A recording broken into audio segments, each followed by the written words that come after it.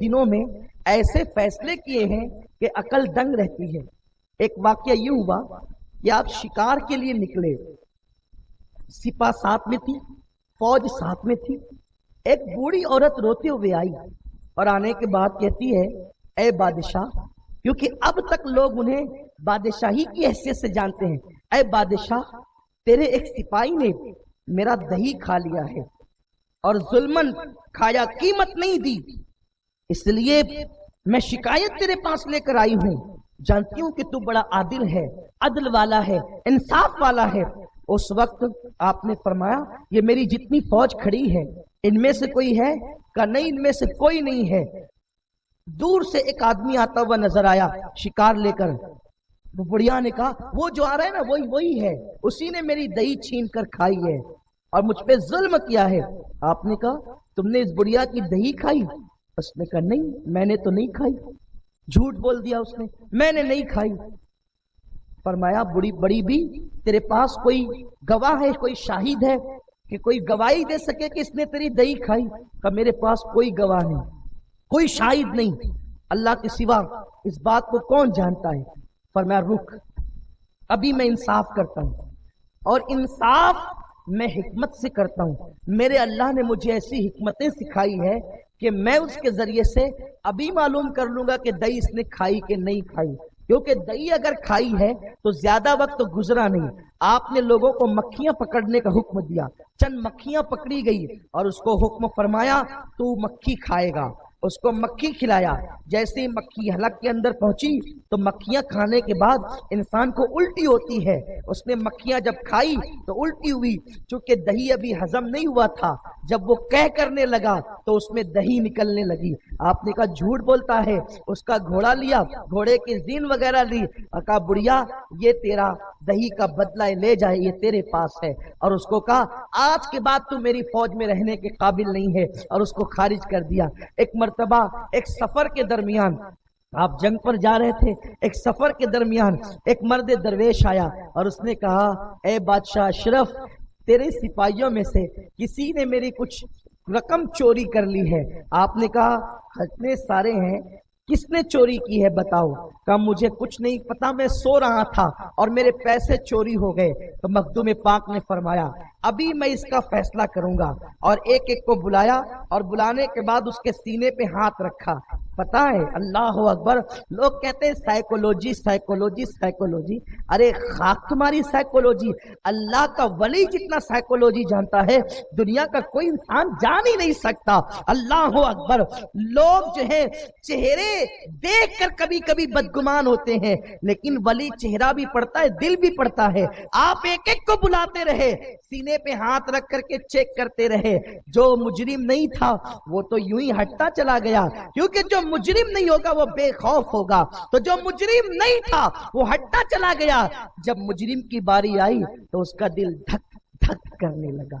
جب دل دھک دھک کرنے لگا، سینے پہ ہاتھ رکھ کے آپ نے فرمایا، مجرم تو ہی ہے، پیسے واپس کر۔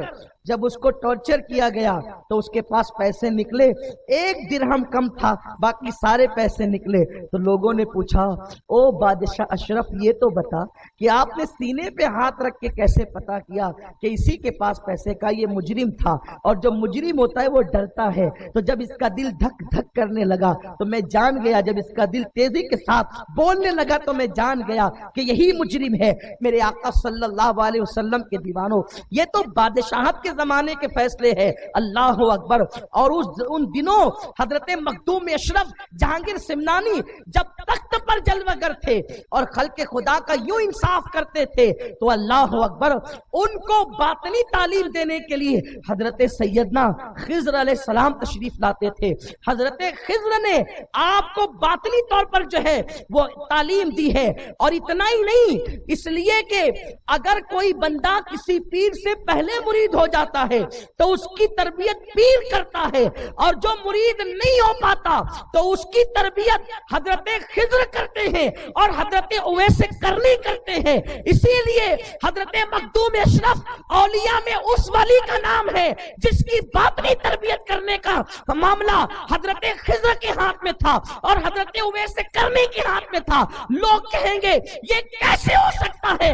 ہم کہتے ہیں یہ تمہارا چیپٹر ہی نہیں ہے، اس لیے کہ KG کے بچوں کو ڈی ایڈ کا لیکچر نہیں دیا جا سکتا، KG کے بچوں کو IAS کی پڑھائی سوٹ نہیں کر سکتی، اس لیے جو غیر سنی طبقہ ہے وہ کہیں گے کہ اویس کرنی کیسے تربیت کر سکتے ہیں اور خواجہ خضر علیہ السلام کیسے آ سکتے ہیں؟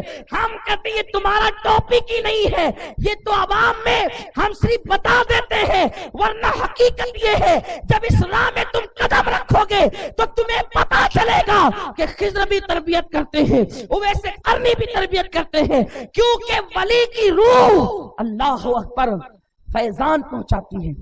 ولی کی نگاہ خود حضرت حاجی امداد اللہ مہاجر مکی رحمت اللہ علیہ لکھتے ہیں، جس کو مولوی اشرف علی تھانوی صاحب نے بھی بیان کیا کہ حضرت حاجی امداد اللہ نے لکھا، مولوی اشرف علی صاحب بھی لکھتے ہیں کہ کچھ ایک علاقے میں کچھ بستی تھی، اس بستی میں ایک ولی رہتا تھا۔ توجہ فرمائیں، اس کو حضرت امام عبد الوہاب شعرانی نے بھی لکھا۔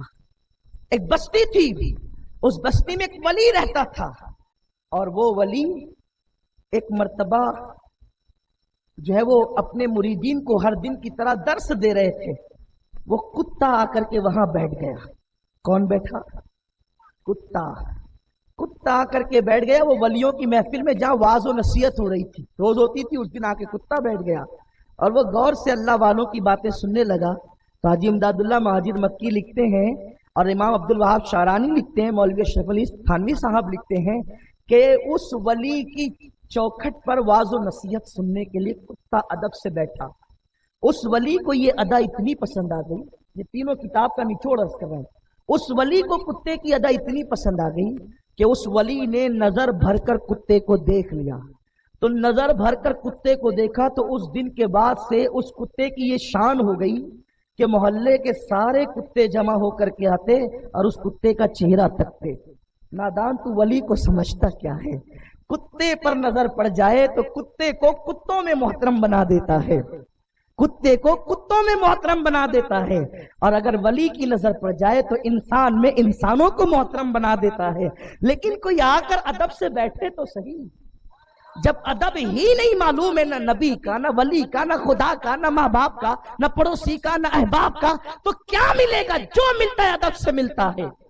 تو حضرت مخدوم اشرف کو تربیت دی ہے حضرت خضر علیہ السلام اور خواجہ اویس کرنی نے، اسی لیے تو مرید ہونے سے پہلے ہی ہزاروں کرامتوں کا صدور ہے۔ مرید تو بعد میں ہوئے ہیں، مرید تو بعد میں ہوئے۔ ارے مرید بھی شان سے ہوئے کہ پیر بھی انتظار کرتا تھا، پیر بھی جو ہے وہ شہر کے باہر ایک کوس آ کر کے پالکی پہ بٹھا کے لے جاتا تھا۔ وہ تو الگ عنوان ہے، بھی بہت دور ہے وہاں پہنچنا، ابھی تو یہ ابتدائی دن ہے۔ جب آپ نے سفر شروع کیا تو امی نے کہا بیٹے تو جا رہا ہے نا، تو جا رہا ہے تو ایسے جا فوج پھاٹے کے ساتھ، میں سمجھ لوں گی کہ میرا بیٹا جہاد پر گیا ہے۔ آپ نے کہا ٹھیک ہے۔ فوج تھی، لوگوں کو رخصت کرتے رہے کچھ بچ گئے، جو قریبی لوگ تھے وہ بچ گئے، تو ان کو لے کر مسجد میں اترتے تھے اور مسجد کے صحن میں اپنی سواری کے جانور باندھتے تھے۔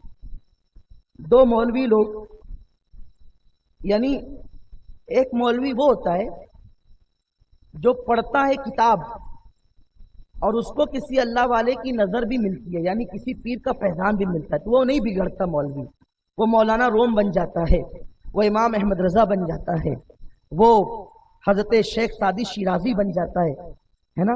اور جن مولویوں کو صرف کتاب ہی پڑھنا ملتی ہے، کسی کا فیضان نظر نہیں ملتا، تو ابو الفضل بن جاتا ہے، فیضی بن جاتا ہے نا۔ اور اسی طریقے سے جو بگڑے ہوئے لوگ ہیں تو پھر وہ نبی کی توہین کرتا ہے، ولی کی توہین کرتا ہے، یہ سب ہوتا ہے۔ ایک ہے علم اور ایک ہے فیضان علم۔ علم کتاب سے ملتا ہے، فیضان علم ادب سے ملتا ہے، اللہ والوں کی تعظیم سے، ادب سے ملتا ہے، ان کی غلامی سے ملتا ہے۔ کسی نے کہا نا اگر کچھ مرتبہ چاہے تو خدمت کر فقیروں کی۔ بات طویل ہو رہی، ٹائم بھی ختم ہو رہا ہے، میں اپنی گفتگو جلدی سے سمیٹ لوں اور آگے بڑھ جاؤں۔ تو کبھی کبھی بیچارے دو چار ورق پڑھ لیتے ہیں اور پھر سوچتے ہیں کہ یہی کل کائنات ہے، لیکن ان کو نہیں معلوم یہ حروف کے سوا بھی اس کے اندر کوئی راز ہے، اور اس کے لیے کسی اللہ والے کی چوکھٹ چاہیے، کسی ولی کا آستانہ۔ مولانا روم جیسی شخصیت کہتی ہے مولوی ہرگز نہ شد، مولائے روم پوری زندگی الہیات کا فلسفہ پڑھاتے پڑھاتے زندگی گزر گئی، لیکن کہتے ہیں جب شمس تبریز کا دامن ملا تب پتا چلا کہ خدا کی شان کیا ہے۔ اور خود اعلیٰ حضرت امام احمد رضا نے بھی لکھا، اے رضا یہ کرم ہے احمد پاک کا، ورنہ تم کیا سمجھتے خدا کون ہے۔ خدا کی معرفت اللہ والوں کی چوکھٹ سے ملتی، کیونکہ اس کا اعلان ہے وَابْتَغُوا إِلَيْهِ الْوَسِيلَةَ، اللہ تک پہنچنے کے لیے وسیلہ تلاش کرو۔ کچھ لوگ کہتے ہیں اللہ تک پہنچنے کے لیے وسیلے کا مطلب نماز پڑھو، ہم کہتے ہیں شیطان نے کم پڑھی تھی؟ بالکل پڑھو نماز، نماز کی اہمیت ہے، نماز فرض ہے، افضل العبادات ہے، اس کے بغیر تو کوئی عمل قبول ہی نہیں ہے۔ لیکن ہمارا عقیدہ یہ ہے کہ عبادت بھی خدا تک پہنچنے کا وسیلہ ہے، لیکن اس سے مضبوط وسیلہ اللہ والوں کی ذات ہے، کیونکہ عبادت مردود ہے یا مقبول اس کی کوئی گارنٹی نہیں، لیکن اللہ والے مقبول ہی ہے، اس کی گارنٹی موجود ہے۔ تو مقبول وسیلہ لے کر جاؤ گے۔ دیکھو ایک مثال دیتا ہوں، دنیا کی مثال دے کر آخرت کو سمجھانا، یہ اللہ کی بھی سنت ہے، رسول اللہ کی بھی سنت۔ لوگ کہتے ہیں دنیا سے نہ ملاؤ، ہم کہتے ہیں اللہ نے مچھر کی مثال دی، مکڑی کے جالے کی مثال دی، شہد کی مکھی کی مثال دی۔ مثالیں دینا اللہ کی سنت ہے۔ آپ کہیں پھنس گئے تو ایک ایسا مستور الحال مل گیا جس کے بارے میں پتہ ہی نہیں ہے کہ یہ قبول ہے یا مردود ہے، جس کے پاس لے جا رہے ہیں اس سے دوستی ہے یا دشمنی ہے۔ لے گئے، دوستی تھی تو ٹھیک ہو گیا، لیکن اگر دشمنی تھی تو گئے آپ ڈوب کے۔ نہ خدا ہی ملا، نہ وصال صنم، نہ ادھر کے رہے ادھر کے رہے، بات بننے کی بجائے بگڑ جائے گی بلا تشبیہ بلا تشبیہ۔ ہم جو نماز پڑھتے ہیں، ارے میرے بھائی ابھی تک تو استنجا کی سنتیں نہیں معلوم، کس نماز پہ غرور کر رہا ہے تو؟ ہم جو روزہ رکھتے ہیں، روزے کے آداب پتہ ہے، لعلکم تتقون کی منزل چاہیے اس کے لیے۔ تو جس عبادت کے بارے میں یقین نہیں کہ یہ قبول ہے یا مردود، اسے تو وسیلہ بنانے چلا ہے۔ ارے اس مصطفیٰ کے قدموں میں آ جس کی قبولیت کی سند قرآن دے رہا ہے، ان ولیوں کے قدموں میں آ جن کی قبولیت کی سندیں حدیث دے رہی ہے، انہیں وسیلہ بنا تاکہ تو خدا تک پہنچ جائے۔ اللہ والے ہیں یا اللہ سے ملا دیتے ہیں۔ تو عرض یہ کر رہا تھا، کچھ تھوڑا بہت پڑھے ہوئے لکھے کچھ مولوی آ گئے جنہیں بہت ناز تھا دلیلوں پہ، بڑا ناز تھا کتابوں کے مطالعے پہ۔ کتابوں کا مطالعہ کبھی کبھی اندھا بھی کر دیتی ہے انسان۔ لوگ کہتے ہیں بھائی تجھے 40 سال کی عمر میں چشمہ کیوں لگا گا؟ بہت کتابیں پڑھی۔ ہاں پڑھی تو چشمہ لگ گیا، لیکن دل کی آنکھ نہیں کھلی۔ انا للہ و انا الیہ راجعون، استغفر اللہ۔ کیا حال ہے لوگوں کا؟ ارے علم تو وہ ہے جو دل روشن کرتا ہے۔ چشمہ لگے نہ لگے، میں چشمے والوں کی مذاق نہیں اڑا رہا ہوں، آپ برا نہیں مانے میری بات۔ کبھی ہمیں بھی لگ سکتا ہے، اللہ محفوظ رکھے، لیکن انسان ہے، کسی اور وجہ سے بھی لگ سکتا ہے، میں کوئی ایسی مذاق کی بات نہیں، لیکن بات سمجھانے کے لیے ہوتی ہے، بات سمجھنے دل روشن کرتا ہے نا، علم دل روشن کرتا ہے۔ علم وہ ہے، قرآن کہتا ہے جہاں علم والا سویا ہو وہاں مچھلیاں بھی زندہ ہو کے تیرنے لگتی ہے۔ علم وہ ہے جو تخت بلقیس کو لا کر حاضر کرتا ہے، ایک طویل داستان ہے، لیکن جن کو اپنے علم پہ ناز فیضان علم نہیں، وہاں ڈوبنا ہی ڈوبنا ہے۔ اکبر کے دربار میں اتنے بڑے بڑے ملا تھے کہ تفسیر قرآن بغیر نقطوں کے انہوں نے لکھی ہے، ڈوب گئے، لیکن تیرا کون؟ وہ مجدد الفسانی، وہ مجدد الفسانی جو باقی باللہ جیسے پیر کا غلام ہو گیا، جو باقی باللہ جیسے مرشد کا غلام ہو گیا۔ تو آنے کے بعد ملنے کے لیے آئے، کچھ لوگ آتے ہیں فیض لینے، کچھ آتے ہیں نکتہ چینی کرنے۔ مجمع میں بھی کچھ ایسے لوگ ہوتے ہیں، بیان سننے کے لیے کچھ آتے ہیں، کہتے ہیں کہ چلو کچھ سیکھ لیں گے، تو وہ سیکھ کر ہی لے جاتے ہیں، پھر بی بی زہرا کی خیرات لے کے جاتے ہیں، کوئی امام حسین غوث العظم کی جو چاہتے چلو دیکھیں کوئی ایک آدھ نقطہ تو ایسا ملے کہ جس کو ہوا بنایا جائے، وہ کچھ نہیں لے جاتے، ان کی دنیا بھی خراب ہے اور آخرت بھی خراب۔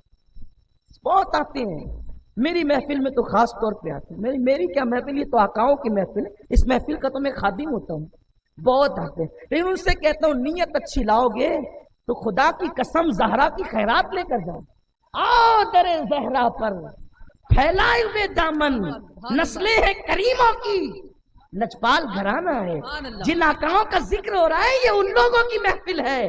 اچھی محفل، اچھی نیت سے آؤ، خیرات لے کے جاؤ گے۔ ارے یہ وہی محفلیں ہیں جن میں شرابیوں نے توبہ کر کے نمازیں پڑھی ہیں، یہ وہی محفلیں ہیں ماں باپوں کے غدار وفادار ہو کر گئے ہیں، اور خاص طور پہ تو محرم کی میرے حسین کی محفل نے تو انقلاب پپا کیا ہے۔ نیت اچھی لائے تو اچھا لے گئے، بری لے کر کے آئے تو پھر پڑے رہ گئے، تباہ ہو گئے۔ تو کچھ لوگ فیض لینے آتے، کچھ لوگ کرٹیسائز کرنے آتے، نکتہ چینی ٹپنی کرنے آتے ہیں، وہ بھی گئے تھے دیکھا تو لوگوں جو نکتہ چینی کرنے آتے ہیں نا، وہ پورے کاغذ پر ان کو وہی نکتہ نظر آتا ہے جو سیاہ ہوتا ہے، وہ پورا سفید کاغذ نظر نہیں آتا۔ اور مکھی کی یہ پلید خصوصیت ہے، اس کی پلید فطرت ہے، پورا اچھا جسم چھوڑے گی، بیٹھے گی وہیں جہاں کوئی زخم ہوگا، اس کا مطلب اس کے حصے میں وہی ہے، اس کے حصے میں وہی ہے، وہ وہی بیٹھے۔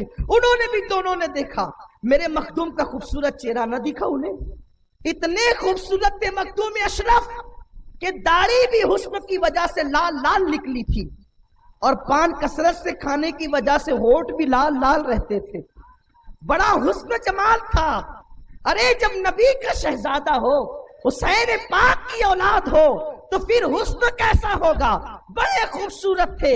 ارے انہوں نے جن کو اپنی اولاد کہہ دیا ہے، اللہ نے آج بھی ان کے گھرانے میں خوبصورت، ہم نے اور آپ نے تو اپنی آنکھوں سے حضور سرکار کلا کو دیکھا ہے، اس سرکار کلا کو دیکھ کر کے خدا یاد آتا تھا، اور دل کہتا تھا جب 14ویں صدی کا حسین کا بیٹا ایسا ہے تو کربلا والا کیسا ہوگا، اس کے حسن، سبحان اللہ، نعرہ تکبیر، علی مرتضیٰ کیسا ہوگا، علی اکبر کیسے ہوں گے، یہ یاد آتا۔ آج بھی حسن کا یہ، جس کو اپنا بنایا ان کو حسن کی یوں خیرات عطا کی ہے، ان کو حسن کی خیرات عطا کی، کچھ نہیں دکھا انہیں، کیونکہ نفرتیں اندھا کر دیتی ہے، نفرتیں بہرا کر دیتی ہے، اور محبتیں بھی اندھا بہرا کر دیتی ہے۔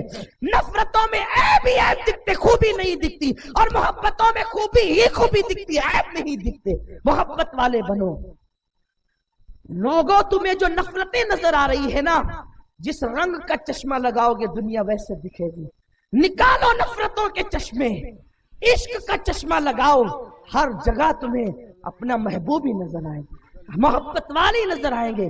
اللہ اکبر، دیکھا آنکھوں ہی آنکھوں میں کنکھیوں میں اشارے کرنے لگے، اوہو اتنا بڑا بادشاہ، اتنا بڑا عالم، 7 قرأتوں کا حافظ، اس کو مسجد کا ادب بھی نہیں پتا، مسجد میں جانور باندھ دیے، دیکھو دیکھو دیکھو، تو کچھ لوگوں فتویٰ لگانے کا شوق بہت ہوتا ہے نا، لگا دیا، ہائے کیا ہو گیا، پتا بھی نہیں کہ میری حالت کیا، اس کی حالت کیا، کہاں چوہا کہاں پنساری،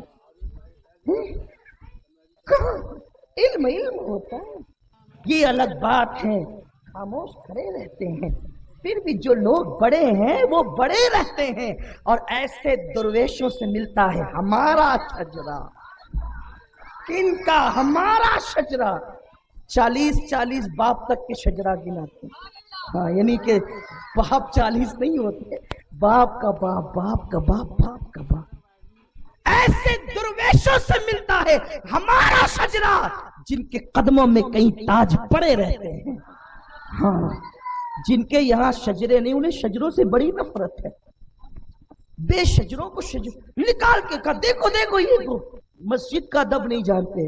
اچھا میرا مخدوم وہ تھا، وہ کتابیں نہیں پڑھتا تھا، وہ چہرہ بھی پڑھتا تھا، وہ دل بھی پڑھتا تھا، اس لیے کہ جو خدا کا ہو گیا خدائی اس کی ہو گئی۔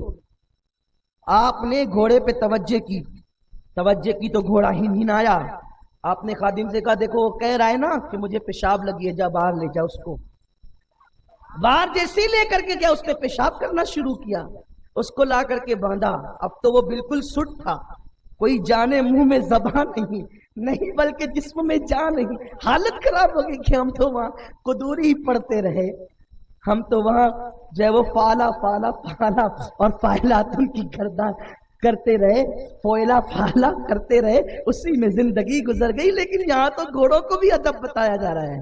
ابھی ہم تو الف با کے مخرج میں الجھے تھے, یہاں تو گھوڑوں کو بھی ادب بتایا جا رہا ہے. اور اس کے بعد پھر کا یہ دوسرا جو ہنین آتا ہے, اسے لیڈ کرنی ہے. لیڈ کرنی ہے, گھوڑے کو بتا رہے ہیں میرا مخدوم. پیشاب کرنی ہے, گھوڑے کو بتا رہے ہیں میرا اشرف. اور جب لے گئے تو اس نے واقعی لید ہی کی. جس کے لیے لید کا اس نے لید ہی کی, جس کے لیے پیشاب کا اس نے پیشاب ہی کی. اور اس کے بعد جب لا کے دوسرے کو باندھا تو مخدوم پاک نے جلال میں کہا, ملا جی تو جتنا مسجد کا ادب نہیں جانتا, میری تربیت میں رہنے والے گھوڑے اتنا ادب جانا کرتے ہیں. یہ مخدوم اشرف ہے. مخدوم اشرف کی شان یہ ہے, ہم کیوں نہ ناز کریں, ایسے درویشوں سے ملتا ہے ہمارا شجرہ جن کے قدموں میں کئی تاج پڑے رہتے ہیں. یہ ہمارے آقا لوگ ہیں, ہم ان کی شان. اور بس اب اختتام پہ وقت ختم ہو گیا.